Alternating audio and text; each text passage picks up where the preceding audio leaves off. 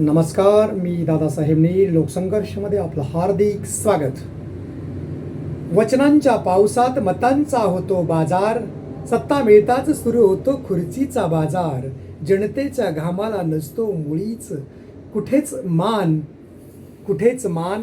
म्हणूनच वाढतो रोज भ्रष्टाचाराचा अभिमान, भ्रष्टाचाराचा अभिमान.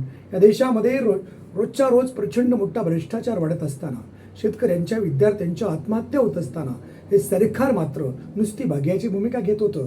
आणि म्हणूनच विद्यार्थ्यांची एकजूट, विद्यार्थ्यांची ताकद राजधानी दिल्लीत थडकली आणि आंदोलन यशस्वी झालं नाही. विद्यार्थ्यांनी ते केल्याने होत आहे, आधी केलेच पाहिजे. अशा प्रकारे विद्यार्थ्यांनी आंदोलन यशस्वी केल्यामुळे सरकारची चांगलीच पाचावर धरण बसली आहे.